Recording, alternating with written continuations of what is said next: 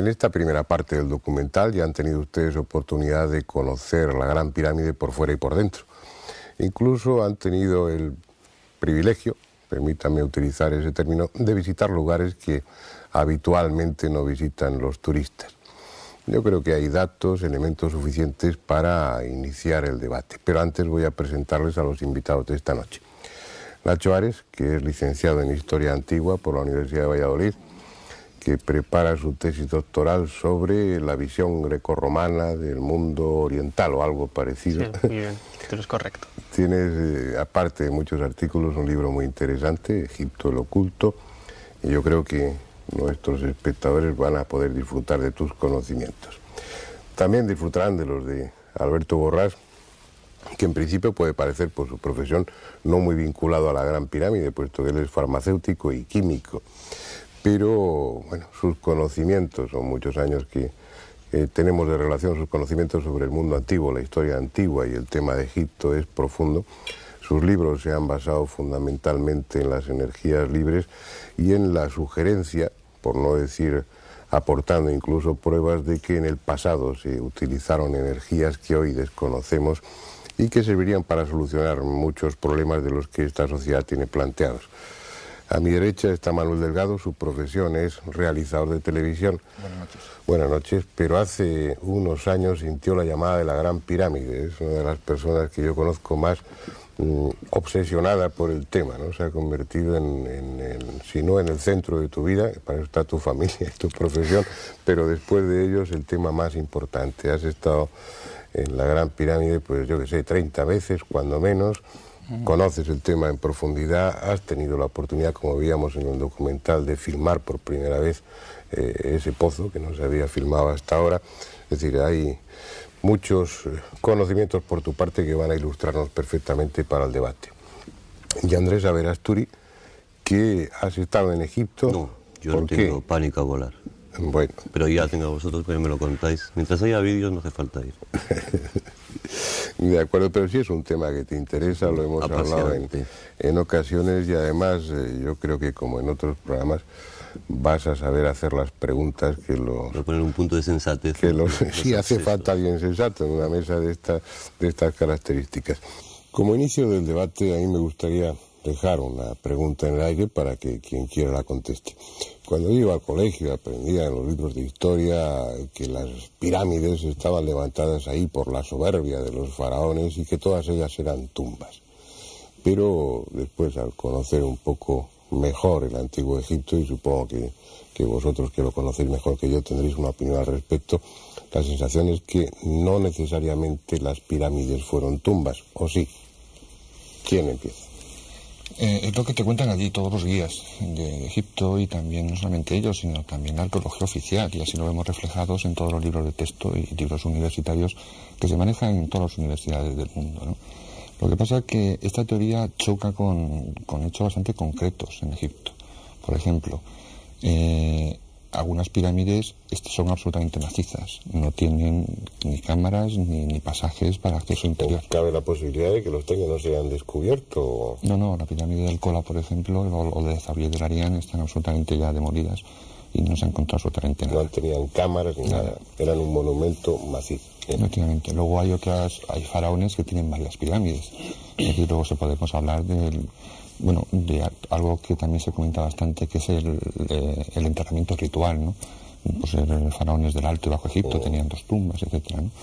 Pero también queda bastante cojo a esta teoría, ¿no? Y sobre todo, perdona, que te interrumpa, porque por lo que yo sé, ha habido pirámides intactas, es decir, que no estaban violadas, que los arqueólogos han llegado hasta la cámara mortuoria, supuestamente mortuoria, intacto todo, que estaba ahí el féretro, el sarcófago con sus sellos, no había habido depredadores, violadores que hubieran vulnerado esa tumba. Se han quitado los sellos, se ha levantado la tapa del sarcófago y dentro no había absolutamente nada.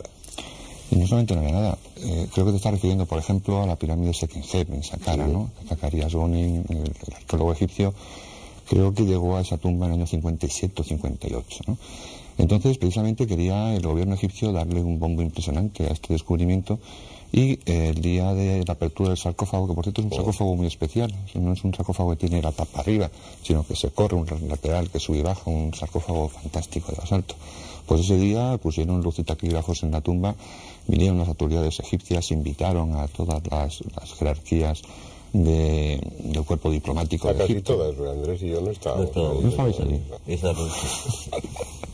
Y bueno, efectivamente fue la televisión y fue medios de prensa. Cuando se abrió no había absolutamente nada dentro.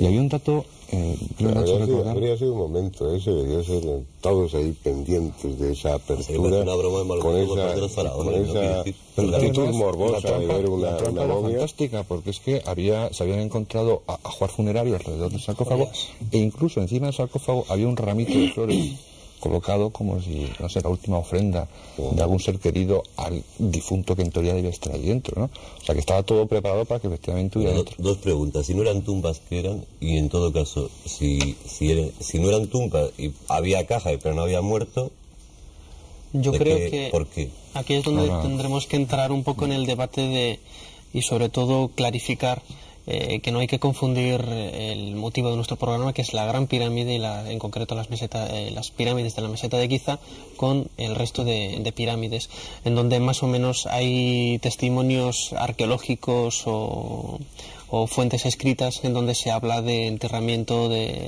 hay una serie de pirámides donde también han aparecido también dudosos. Bueno, eso ya cada uno como los interprete. ¿Te estás refiriendo a los textos del libro de los muertos, por ejemplo? No, los textos de las pirámides.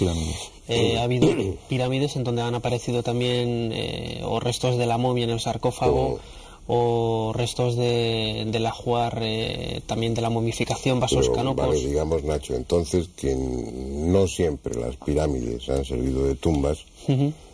Ni todas las pirámides estaban vacías de muertos. Claro, es una idea que yo tengo... Lo cual complica todavía más el tema, porque entonces sí que no sabemos para qué servía. Claro, que aparte de tener una función funeraria, que para mí personalmente, por lo menos si bien no en la Gran Pirámide, que pudo haber sido reutilizada, porque eso es una cosa de la que podremos hablar a lo largo del debate, el resto de pirámides tuvieron una función funeraria, aparte de una función astronómica por la orientación que tenían, una función iniciática, una serie de ritos que hoy desconocemos. Digamos, para clarificar un poco el tema, salvando las distancias, sería equiparable pues a esa misa que se hace corpore in sepulcro, me parece que se llama en el ritual católico, que hay un ataúd o un catafalco dentro de la iglesia y sin embargo no está el muerto dentro.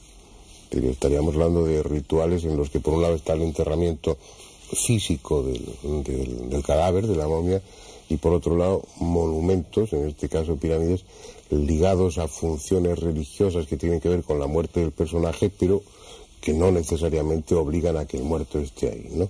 Claro, y también un dato estadístico, aunque la estadística no sea muy fiel siempre a la realidad, tenemos que pensar que estamos hablando en Egipto de no más de 120 pirámides, y tenemos que pensar también que en Egipto hay miles de hipogeos, miles de tumbas excavadas en la roca construidas, en donde se cuentan con los dedos de una mano las que han aparecido intactas. Entonces, si tenemos un repertorio de tantas tumbas, en donde tan pocas han sido descubiertas intactas, ¿qué podemos pensar de apenas 120 pirámides que son muchísimo más antiguas que las tumbas de las que estamos hablando? Bueno, dejémonos de pirámides en general y entremos en el motivo fundamental de este programa de hoy, que es la Gran Pirámide. Alberto, tú no has dicho absolutamente nada hasta ahora. ¿Por qué? Bueno, se ha hablado también muy ligeramente de rituales iniciáticos y por qué se hacían los rituales iniciáticos dentro de las pirámides cuando se podían hacer en cualquier templo, en cualquier lugar. Quizás porque la pirámide puede proporcionar ciertas vibraciones, ciertas energías o como infrasonidos o como otro tipo de vibración que facilite el que las personas que estén en este recinto entren más fácilmente en estados alterados de conciencia. Esto podría ser una razón de esta forma y hacer los ritos de estos dentro de la pirámide, ¿no? Porque luego también, claro, como otra hipótesis sería que las pirámides fueran unas centrales de determinadas energías que beneficiaran a todo Egipto, todos los pueblos de los o toda la zona de los alrededores. Realmente es una hipótesis bastante peregrina. Es posible, ¿no? Pero realmente es muy difícil analizar desde el punto de vista de nuestra época actual, por ejemplo, cómo eran las cargas eléctricas hace 12.000 años, ¿no? Porque pues, lo que sí parece es que el Arca de la Alianza actualmente no funcionaría, porque funcionaba porque en aquella época había una actividad eléctrica que incluso está constatada por algunos historiadores griegos, una actividad eléctrica muy superior a la actual. Entonces, claro, quizá algo podía influir en la pirámide, de esta actividad eléctrica, que no... Pero luego hay cosas mucho más complejas. Aquí pues, se podría hablar muchísimo más, ¿no? Porque todo esto iría ligado a circunstancias gravitatorias, que la Tierra hubiera pasado todo en su periplo alrededor del Sol por distintas regiones del espacio, en las cuales varían la aceleración gravitatoria. Podemos hablar luego de ello. Sí, yo ya tomaría nota mentalmente de una de esas posibles funciones, ¿no? La hipótesis, la idea es que la Gran Pirámide, por lo menos otras pirámides quizá también, desempeñaba unas funciones, o podía desempeñar unas funciones de tipo energético, que en su momento sí eran útiles, porque por lo que parece claro, parece demostrado, la actividad eléctrica en la atmósfera hace varios milenios no es la misma que ahora. Entonces aparatos como el Arca de la Alianza o la función de la Gran Pirámide o de otras como generadores, acumuladores o conversores de algún tipo de la electricidad ambiente, pues hoy ya se habría perdido. Ese es un punto a considerar, las funciones, para qué servía la Gran Pirámide o qué funciones podía tener. Pero vamos yo os veo todavía así, estáis muy pacíficos. Voy a empezar con un elemento que sé que es de discordia. Se dice la Gran Pirámide, la pirámide de Keops, se sitúa la pirámide en la cuarta dinastía, hace 2500, 2600 años, según una escuela, según otra escuela, la de Manetón y Petri, pues 2000 años más antigua, sería del 4000 y pico antes de Cristo. Sea como fuese, se la sitúa históricamente en una época determinada del antiguo Egipto. Pero hay discusión, no está claro si realmente esa pirámide es atribuible al faraón Keops, o es mucho más antigua y Keops la rehabilitó, o qué se sabe del origen, históricamente estoy hablando, o arqueológicamente, qué se sabe respecto al faraón o a los constructores de la Gran Pirámide desde el punto de vista académico. A mí me parece muy interesante lo que habéis dicho antes de separar para su estudio de las 120 pirámides que hablábamos, las 5 pirámides principales de la cuarta dinastía, es decir, las 3 grandes pirámides de Giza y las 2 pirámides de Snefru, el padre de Keops, situadas en Tasur, la pirámide roja y la pirámide acodada. ¿Por qué hay que separarlas? Porque antes hablaba Nacho de los textos de las pirámides, pero es que resulta que estas 5 grandes pirámides, las 5 pirámides fantásticas que maravillan, y que luego hablaremos un poquito de su estructura y de toda la tecnología aplicada en esa construcción, es que ninguna de estas pirámides tiene el más mínimo jeroglífico. Es decir, no tenemos, igual que otras pirámides, por ejemplo la pirámide de Unas, que hemos visitado, pues está llena, repleta de los que se llaman texto de las pirámides, el texto de la Duat, del libro de las puertas, todo este tipo de... que por cierto, tendríamos que hablar también de este tipo de textos, porque a mí no me convence todavía que se sepan traducir los jeroglíficos. ¿Por qué? Porque cuando Champollion, etcétera, empiezan a estudiar la piedra Rosetta, atribuyen a cada uno de los jeroglíficos un carácter fonético. Es decir, este objeto, por ejemplo, significa la letra F. Pero en el antiguo Egipto el carácter de los jeroglíficos era ideográfico. Un ideograma, por ejemplo, es ver un logotipo y ver cuál es el... Yo aprendí que era ideográfico, simbólico y fonético. Pero vamos a la Gran Pirámide. ¿Quién construyó, según la ciencia oficial, según a mí me gustaría primero saber quién no pudo destruirla. ¿Quién no pudo construirla o destruirla? Construirla. ¿Quién no pudo construirla? A ver. Estamos hablando, aunque fuera la cuarta dinastía, que se barajará también la hipótesis, estamos hablando de la época del cobre. Es decir, no es que no solamente tenían hierro, sino que ni siquiera conocían el bronce. Y estamos hablando de un pueblo bastante primitivo, que no conocían las poleas, que no conocían ningún tipo de materiales duros con los que elevar tantísimo bloque. Estamos hablando de la cuarta dinastía, y no solamente la Gran Pirámide con sus 6 millones y pico de metros cúbicos de piedra. Estamos hablando que durante 150 años, que fue el periodo en que estuvo más o menos esta dinastía construyendo pirámides, sumando estas pirámides de Asur y las pirámides de Giza, durante 150 años todos los días estuvieron colocando un bloque cada minuto y medio, suponiendo que estuvieran trabajando 12 horas al día. Es decir, estamos acostumbrados a varias toneladas, no bloques. Claro, estamos hablando de una sociedad nuestra. Eso se comentaba en el reportaje, sí. En esa primera parte. Pero, decirme, ¿era Keops o no era Keops? Es que... Contente con ellos, anda, no me dejes aquí sola. No, hombre, sí, la historia a mí me preocupa. Que lo sabemos todo y no sabemos nada. Y la obsesión que provocan las pirámides, ¿no?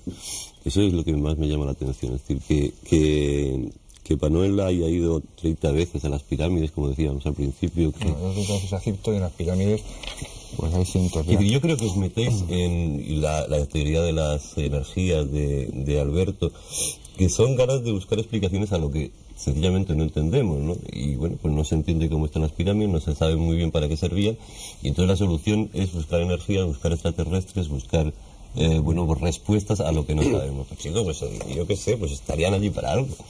Pero llegarían a alguien y ya está. Pero indudablemente. Ya, pero ¿por qué plantearse tantísimos problemas? Y sobre todo, ¿por qué se obsesiona?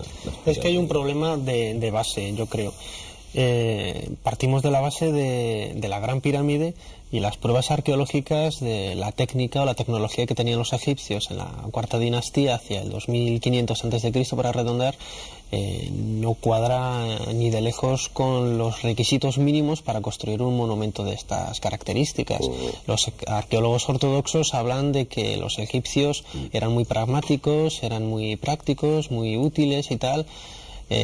Conocían la rueda pero no la utilizaban. Hay representaciones de la rueda en el Imperio Antiguo, en la quinta dinastía, en varias tumbas de Saqqara, pero no la utilizaban, muy parecido a lo que hacían los mayas en América, que tenían un conocimiento social de la rueda pero no la utilizaban, y una serie de... La utilizaban en los juguetes, por ejemplo, que se han encontrado varios, sí. Pero todo esto no cuadra en absoluto con los métodos que tenían, sobre todo matemáticos. No se puede saber cómo se ha construido eso. Y no lo sabe nadie. No lo sabe nadie. Con la tecnología moderna... Por lo que se está hablando aquí, un poco mi compromiso es ir centrando a favor del espectador, pero dicho que hay una cosa, históricamente no habría ningún problema para situarla en la cuarta dinastía y que la construyó... Hay todos los problemas del mundo. No, pero digo, desde un punto de vista, no sé, formal o académico.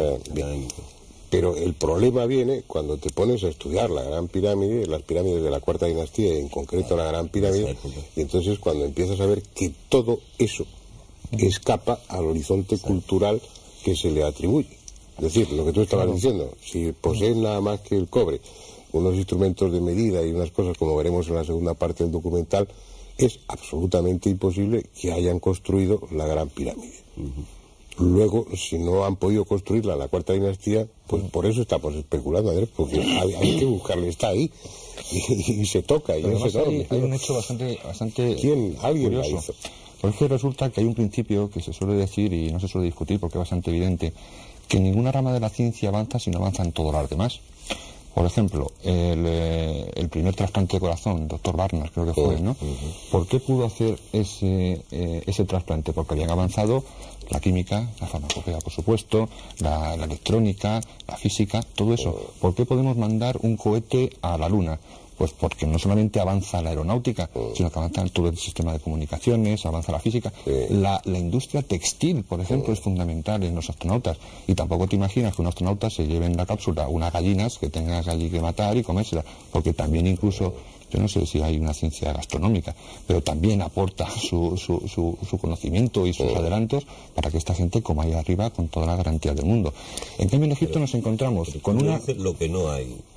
Pero es un Egipto que, ya termino, existe lo máximo en ingeniería, lo máximo en arquitectura, pero luego falta todo el sistema de comunicaciones, todo el sistema de todo lo demás, todas las demás ciencias, lo cual es una isla anacrónica absolutamente, que lo decía antes Fernando en la presentación.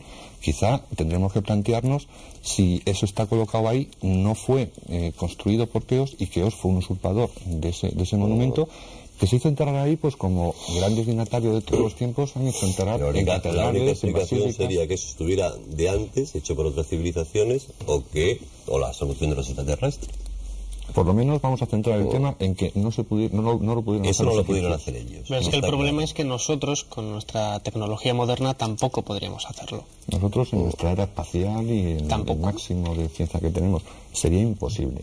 Y lo bueno que tiene Egipto es que no solamente vamos 4 por ahí diciendo cosas de Egipto, es que se están incorporando científicos de todas las ramas para el estudio de las pirámides, y están incorporando biólogos y están sacando cosas impresionantes. Entonces, claro, el problema de las pirámides no es que un arqueólogo, que es una profesión preciosa y que tiene todo, no sé, a mí me encantaría haber sido arqueólogo, como supongo que a muchos de los que estamos aquí, pero un arqueólogo no puede valorar cómo se meten 3 millones de bloques de piedra en 20 años, que fue el tiempo de duración de Keops, poniendo un bloque cada minuto. Y hacer una rampa que mide no sé cuántos, para eso no va un arqueólogo. En el templo de Komombo, por ejemplo, se encuentra un instrumental quirúrgico. El arqueólogo tiene que descubrir eso, pero luego tendrá que ser la medicina la que diga cuál es el grado de perfeccionamiento de la medicina en aquella época. Pues entonces, para construir la Gran Pirámide no tendrán que ser los arqueólogos los que digan cómo se hizo, sino tienen que ser los ingenieros y tienen que ser los arquitectos. Cuando preguntas a un arquitecto cómo se puede construir o cómo él construiría la Gran Pirámide, pues prefiere hacer lo que tú has dicho en el documental. Dice, no, prefiero hacer una valla que rodee toda la península ibérica de 6 metros de altura. Porque es que hay que tener en cuenta que si estamos hablando de una pluma, efectivamente hoy en día hay plumas que pueden levantar un peso cercano al eje principal de 15 toneladas, pero si la Gran Pirámide mide 230 metros, la pluma que tiene que estar aquí para elevar un bloque de 60 toneladas en el centro tiene que tener un brazo de 115 metros como mínimo. El peso al final de esa palanca es un peso que se multiplica. Las pirámides empieza con la maldición, ¿no?, de las pirámides, y a partir de ahí ya todo son especulaciones, todo son no explicaciones de lo que es. Y surge en el tema de las energías, del poder de las pirámides, de las mediciones. Esto es mucho más antiguo que toda la época de Descartes, los descubrimientos estos que se hicieron, la tumba de Tutankamón y todo esto, ¿no? Porque estamos hablando de que Al-Mamun, que fue el que en teoría, históricamente, él abrió el túnel y consiguió llegar al interior de la pirámide, lo picó él y no descubrió ningún cadáver dentro, que eso también tenemos que poco verlo.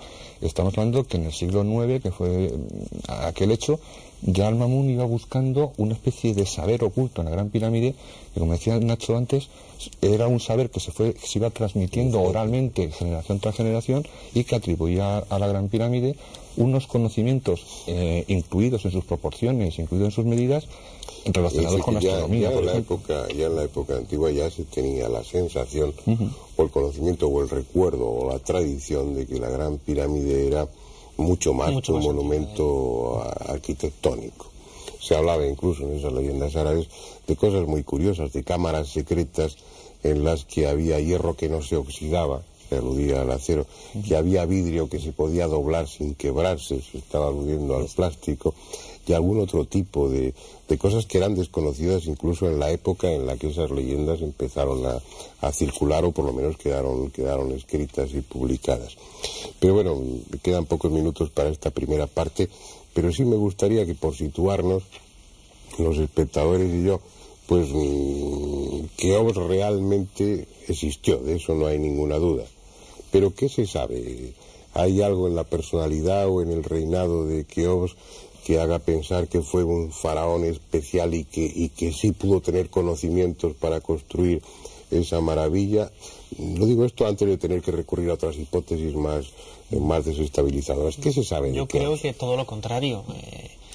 La figura de Keops la conocemos a través de diferentes listas de reyes, a través de 3 esculturas que se conservan de él, una perfectamente atribuible y las otras 2 dudosas, y una serie de relieves que fueron reutilizados por un faraón posterior en el Imperio Medio hacia el 2000 a.C. en un complejo de pirámides al sur de la meseta de Giza, en el List. Y absolutamente no sabemos prácticamente nada más de este faraón. Yo he leído cosas muy curiosas en esa mastaba del Imperio Medio, de una princesa Meritotes, donde decían que había sido amante de Keops, de Kefren y Micerino.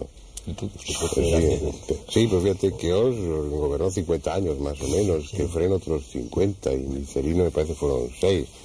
Sí, debía ser una mujer con muchos atractivos para que a los 100 y pico años todavía fuera deseable. Esta anécdota la cuento porque tampoco en la época egipcia, del Egipto antiguo, da la impresión de que sabían mucho de Keops, ¿no? No se sabía prácticamente nada. Sí, incluso la estela del inventario, una estela que apareció muy cerquita de la Esfinge, en la meseta de Giza, junto a la Gran Pirámide, también habla de una forma ambigua de la figura de Keops. En la primera parte del texto da a entender que la Gran Pirámide ya estaba construida ahí cuando Keops reinó, y seguidamente sigues traduciendo y ves que el texto le atribuye la Gran Pirámide, vamos, incluso... Habla de la Gran Pirámide como templo de Isis. Como templo de Isis. Y dice que cuando llegaban los grandes dignatarios de otros países a visitarle, les llevaba a ver el templo de sus antepasados. Es una estela que bueno, está en el Museo del Cairo. Yo todavía no la he encontrado, Nacho, tú me parece que tampoco la has encontrado, pero hay referencias en algunos libros sobre esa estela. Y entonces, bueno, ya tenemos una base como para pensar que Keops ya decía, estaba construida, y lo que fue usurparla, ¿no? Lo que pasa es que hay un dato bastante curioso. Si tú comparas las pirámides de la tercera dinastía con las pirámides de la quinta dinastía, no tienen nada que ver. Son muy parecidas. Ah, de la ¿sabes? quinta dices. De la tercera a la quinta son muy parecidas, o sea, es una evolución correcta. En cambio, la cuarta dinastía se eleva ahí por una isla absolutamente anacrónica en tiempo y en la tecnología. La primera pirámide que se data en la historia de Egipto, en la época de Zoser, la pirámide escalonada, en 35 años aparece la pirámide roja, la del padre de Snofru, en Dashur, al poco tiempo la Gran Pirámide, y es un salto evolutivo en apenas 60 años, que incluso mucho más impresionante que la evolución que podemos haber tenido nosotros en pleno siglo XX, con la tecnología de 1900. Los telespectadores ahora mismo, por lo menos yo, la conclusión es de que todos creéis que eso no es una obra terrenal, ¿o no? Claramente. No es egipcia. O sea, no es egipcia de la época del cobre. O sea, sabemos que está ahí. ¿Ha hecho la raza humana? No lo sé, eso podemos valorarlo luego. En una civilización de la que no queda nada conocido. La Gran Pirámide. O sea, porque está claro que si te das una vuelta por el Museo del Cairo y ves qué herramientas se utilizaban en la cuarta dinastía, efectivamente, es imposible hacer lo que se está haciendo. O sea, que hay 2 soluciones para concluir. O nos las han dado los extraterrestres, o es una civilización absolutamente perdida que ha dejado ahí las 2 pirámides. Las pruebas dicen claramente eso, lo que pasa es que los arqueólogos no quieren aceptarlo. Bueno, pues si estáis de acuerdo y nuestros espectadores también, vamos a ver esa segunda parte del documental.